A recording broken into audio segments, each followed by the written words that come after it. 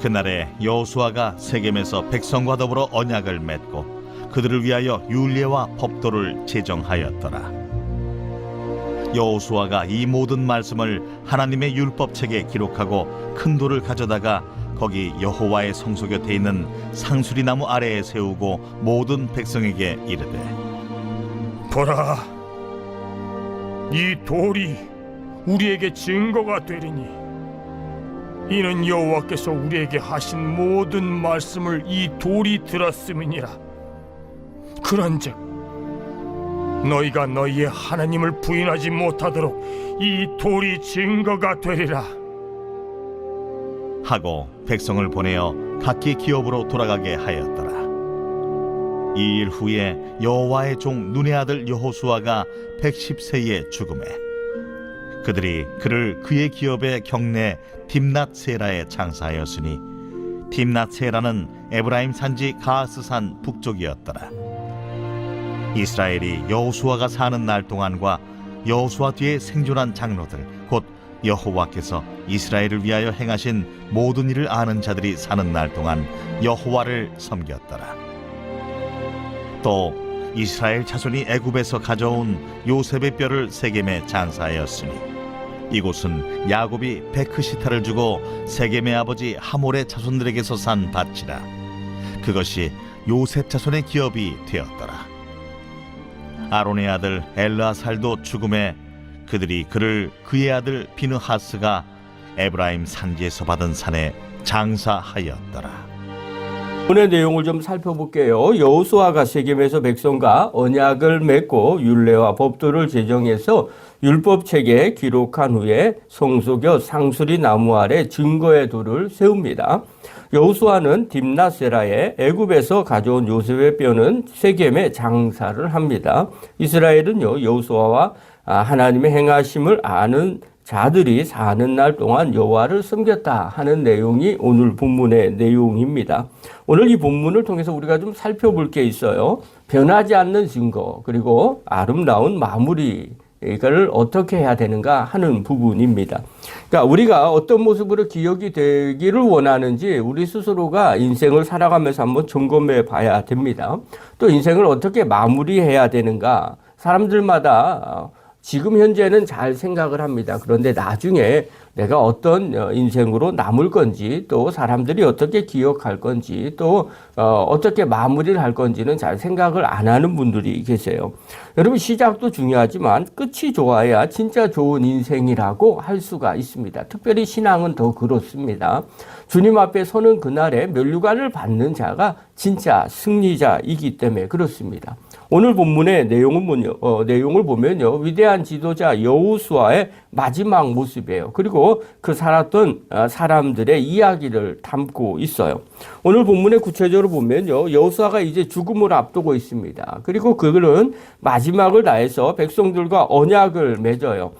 너희는 오직 여호와만을 섬겨라. 그런데 백성들이 아멘 그렇게 하겠다 이렇게 대답을 합니다. 그리고 여호수아는요. 이 고백으로 끝나지 않아요. 말로만 끝내지 아니하고요. 큰 돌을 가져옵니다. 그리고 성소곁 상수리 나무 아래에 그 돌을 세우게 됩니다. 마치 그 돌이 살아서 말을 듣는 것처럼 이야기하는 거죠. 27절 한번 봅시다. 27절 읽겠습니다. 시작.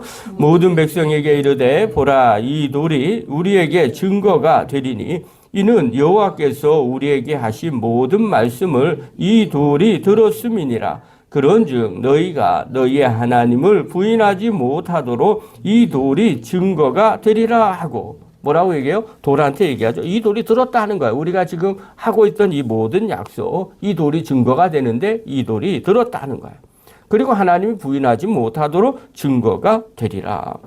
그런데 여러분 왜 하필 여호수아에 보면 돌이라고 이야기를 했을까? 또 돌을 가져다가 이렇게 증거계를 세웠을까? 사실 사람들의 마음은요 갈대와 같아서 수시로 변합니다. 오늘 뜨겁게 결단해도요 내일이면 금방 식어버리는 것이 우리의 마음입니다. 그러나 돌은 변하지 않아요. 당시의 고대 근동에서는요 약속을 지키기 위해서 이 돌을 사용을 했어요. 이 돌이 변하지 않은 것처럼 우리의 약속도 변하지 않는다는 거죠. 비바람이 쳐도 또 그 자리에 묵묵하게 서 있는 것이 바로 돌이었어요. 여호수아는요, 백성들의 결심이 흔들릴 때마다 저 묵직한 돌을 보면서 생각하는 거죠. 하나님과의 약속을 다시 기억하기를 원했던 겁니다. 그리고 나서 여호수아가 110세의 나이로 눈을 감습니다. 29절 한번 보십시오. 29절에 보면 이 일을 이렇게 얘기해요. 이 일 후에 여호와의 종 눈의 아들 여호수아가 110세의 죽음에 이렇게 말하죠. 그런데 성경은요, 여호수아를 뭐라고 표현하느냐? 여호와의 종이라고 부릅니다. 사실 마지막에요, 그 사람을 호칭하는 것이 곧 그 사람의 삶의 궤적을 뒷받침하는 증거입니다. 이보다 더 영광스러운 호칭이 또 어디 있었겠어요? 화려한 왕의 호칭보다 하나님께 붙들린 종의 인생으로 마무리를 하는 거죠. 여호와의 종이다. 이 고백을 듣고 또 이렇게 호칭을 받는 것은 하나님 앞에 정말 성공한 인생이죠. 그런데 놀라운 기록이 돼요. 31절이에요. 이건 아주 중요합니다. 우리 같이 한번 읽겠습니다. 시작. 이스라엘이 여호수아가 사는 날 동안과 여호수아 뒤에 생존한 장로들 곧 여호와께서 이스라엘을 위하여 행하신 모든 일을 아는 자들이 사는 날 동안 여호와를 섬겼더라. 자세히 보면요, 이게 여호수아의 진짜 성공인 것 같습니다. 그가 죽은 뒤에도 그가 남긴 영적 영향력 때문에 백성들이 하나님을 떠나지 않았다는 겁니다. 그가 세운 증거의 돌과 그의 삶의 모범이 백성을 붙잡아 준 겁니다. 우리는요, 여기서 아주 중요한 영적인 교훈을 하나 얻으셔야 됩니다. 신앙은요, 순간의 열정으로 남지 않는다는 겁니다. 내가 순간에 뭐 잠깐 하고 난 다음에 내가 뭘 했어? 라고 하는 것으로 남는 것이 아니라는 거예요. 누군가를 오래 붙드는 것은요, 화려한 말이 아닙니다. 지속된 삶의 방향입니다. 그 사람이 계속해서 그런 모습을 보일 때 비로소 그 모습을 보고 사람들이 인정해 주는 거죠. 그래서 영성신학자 유진 피터슨이 쓴 책이 하나 있어요. 한 방향으로의 오랜 순종이라는 책입니다. 그 내용은 다른 것이 아니에요. 잠깐 반짝이는 열정이 아니라 한평생을 한결같이 하나님을 향해서 꾸준히 걸어가는 것이 가장 강력한 증거라고 이야기하는 거예요. 그래서 한 방향으로 오래 순종하는 것. 이것이 제자의 모습이라고도 이야기를 해요. 좀 이따가 나중에 그 부분을 좀 더 얘기를 할게요. 그리고 이야기 끝에 뜻밖의 요셉의 뼈가 등장을 합니다. 32절 한번 보십시오. 읽겠습니다. 시작. 또 이스라엘 자손이 애굽에서 가져온 요셉의 뼈를 세겜에 장사였으니 이곳은 야곱이 백크시타를 주고 세겜의 아들 아버지 함몰의 자손들에게서 산 밭이라. 그것이 요셉 자손의 기업이 되었더라. 자, 수백 년 전에 애굽에서 죽어가던 요셉이 유언을 했어요. 내 뼈를 가나안으로 가져가라. 이렇게 했죠. 이 약속이 마침내 성취되는 장면, 세겜 땅에 묻힙니다. 이게 마지막으로 여호수아서에 나와 있는 거예요. 여호수아의 죽음, 엘르아살의 죽음, 그리고 요셉의 장례. 이것은요, 이제 마무리, 끝이 아니라 하나님의 약속은 이렇게 오랜 시간이 지나서 반드시 이루어진다라는 그 부분을 얘기해 주는 거예요. 한마디로 거룩한 마침표라는 거예요. 사랑하는 성도 여러분, 오늘 여호수아서가 보여주고 싶은 말씀이 뭘까요? 오늘 이 본문이 우리에게 말씀하고 싶은 내용이 뭘까요? 하나님을 섬기는 인생은 화려한 시작이 아니라는 거예요. 변하지 않는 증거로 남는 아름다운 마무리가 되는 인생을 살라는 거예요. 우리의 인생도 이렇게 마침표를 끊으라는 거예요. 사랑하는 성도 여러분, 하나님은요, 순간의 결단보다 변하지 않는 증거를 남기는 삶을 살기를 원하십니다. 힘들더라도 한 방향으로 끝까지 순종하는 아름다운 마무리를 짓는 사람을 하나님은 찾고 계십니다. 성경에 보면 대표적으로 이런 사람이 나와요. 우리가 잘 아는 사도 바울입니다. 사도 바울이 디모데후서 4장 7절에 이렇게 고백을 해요. 나는 선한 싸움을 싸우고 달려갈 길을 마치고 믿음을 지켰으니, 이렇게 고백해요. 이것이 마지막 감옥에서 사도 바울의 고백입니다. 그의 인생을 뒤돌아 보니까 나는 선한 싸움을 다 싸웠다는 거예요. 달려갈 길을 다 마쳤다는 거예요. 후회 있는 인생, 후회하는 인생이 아니죠. 마침표를 찍는 인생이에요. 그리고 믿음을 지켰다는 거예요. 그러니 이제 후로는 하나님께서 예비해 주신 의의 면류관을 내가 받을 것이라는 확신을 가지고 그는 순교하게 됩니다. 믿음을 지켰다. 이것이 아름다운 마무리인 거죠. 오늘 여호수아의 마지막도 바로 이 고백입니다. 변하지 않는 증거를 남기는 삶을 살았다는 겁니다. 앞에 얘기했던 한 방향으로의 오랜 순종이라는 책을 쓴 유진 피터슨이 그렇게 이야기를 했어요.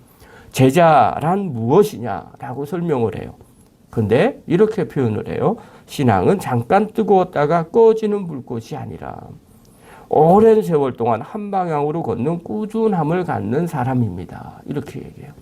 제자는요, 한번 잠깐 헌신하고 순종하는 것이 아니라 그냥 끊임없이 내 삶을 다해서 한 방향으로 오랫동안 순종하면서 꾸준하게 가는 사람이 하나님의 제자라는 겁니다. 사랑하는 성도 여러분, 우리도 이렇게 꾸준하게 가서 주님 앞에 마침표를 찍는 믿음의 종이 되기를 간절히 축원합니다. 그렇다면 이제 어떻게 해야 될까? 오늘 말씀을 통해서 두 가지를 이야기할게요. 첫 번째입니다. 내 삶의 영적 기념비를 세우시기를 바랍니다. 내 마음이 해이해질 때마다 나를 다시 붙잡아줄 믿음의 돌이 필요합니다.